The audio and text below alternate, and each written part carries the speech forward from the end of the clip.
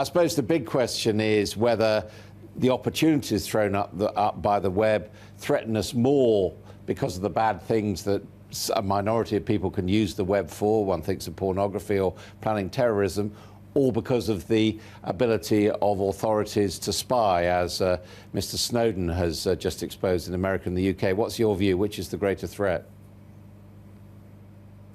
Well, I think that in general the web is a tremendous opportunity.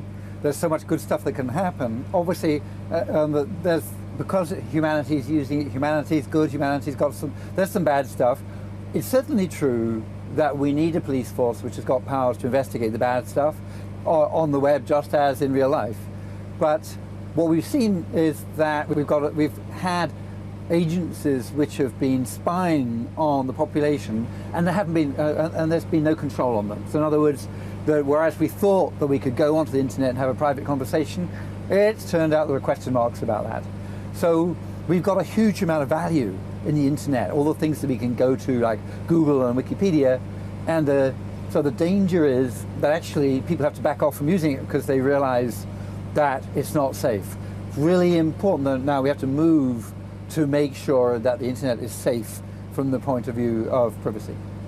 When you look at all the great things that the internet has achieved, you look at some of the bad things as well, though. We think about child abuse images being so readily available. We've had cases where children have committed suicide because of internet bullying. Do you ever feel that you created a monster? I don't think so, because what you see when you look at the web is, as I say, it's humanity. There are bad people, but the good hugely outnumbers the bad. Bad things on the web, illegal things on the web are illegal.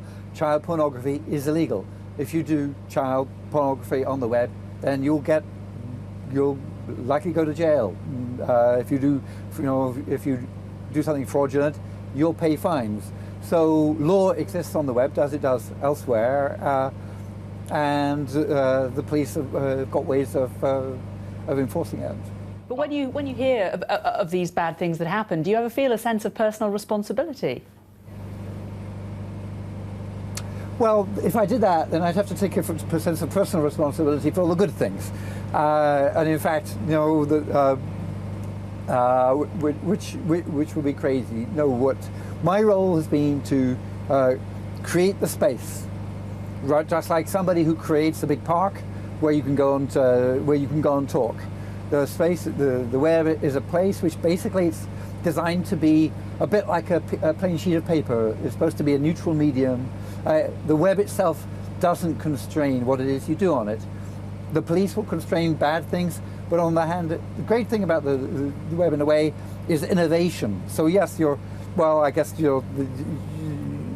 it's your job to worry about the things, the bad things, but also we've got to celebrate the good things. And there's a huge amount of good which has happened, a huge amount of ability, access to healthcare materials, for example. One of the things we've come out with the Web Index is that in 80% of the countries that we looked at, people are using the web in order to get together online, social networking sites, for example, in order to discuss their country, discuss the world, and make it a better place. And in 40% of the countries, we determined that people not only got together to discuss stuff, but they've actually made social change. They've achieved social change by getting together on the web. Are you really saying that you believe now, to use the word you used earlier, that it is unsafe to communicate on the web because of the scrutiny? Because, of course, we've been told by the NSA and by the British government that while they can monitor who is talking to who,